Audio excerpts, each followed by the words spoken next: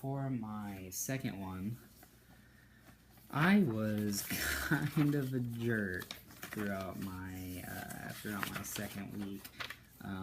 Very much so. I was really hostile, which is completely unlike me because I tend to think that I'm a really very laid-back kind of person. I was really rude to everybody, really for no reason. Everybody wanted to help, but I didn't want the help. I was in one of those moods where I was just like, leave me alone. I don't want help. Especially, I was not going to let anybody walk over me that week, and that was the week where I had a lot of problems with my managers at my managers at work. And let me tell you, I firmly believe that managers are just like big girl coworkers. They do have the power to hire and fire me, but they don't necessarily have the power to really tell me what to do or what I should think or how I should act. And I'm not and that week I wasn't just going to be some kind of puppet for them. And I think, you know, my activity for that week, maybe more subtle, but it was the fact that I wasn't letting people push me around. I was actively trying to do that, to not let people push me around, because really, I do let a lot of people do that to me, and I notice that, which can negatively affect me, but I'm more passive about it. There was just something about that week. Maybe it was stress, maybe it was the fact that I had a good weekend with my fiance, and I wasn't going to let anybody ruin that. The one negative thing about that, though, was I was really rude to my coworkers.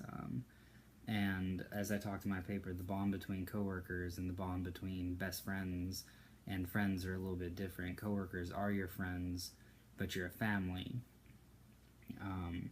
And like family tends to have a harder time forgiving each other, and that can be very difficult. So I needed some form of forgiveness, which leads me to my third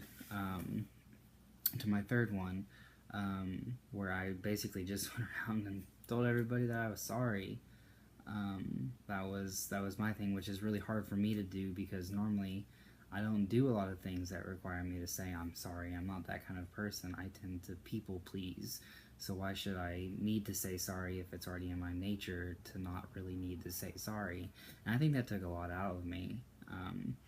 And what I talked a lot about in my third one, and they weren't really emotions that were on there, but they were emotions that were really pressing on my heart. It was just apathy.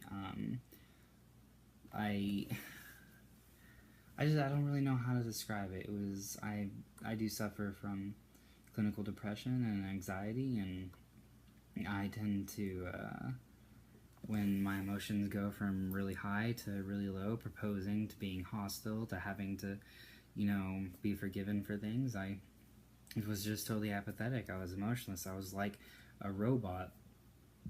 And those are some things that sometimes I deal with every single day, and I really struggled with that with writing my third paper. Just the a motivational syndrome type of deal going on there, where I knew I needed to get this done, but I really didn't want to, and so I took that lack of motivation and I just wrote about it, and that's really where the bulk of my paper comes up. And I think that that's something that I really needed to shed light on, because that's how I feel for the most part, is sometimes like a robot, and I put on this happy face sometimes, and I make a lot of jokes, and but that's really to hide a lot of personal issues that I'm struggling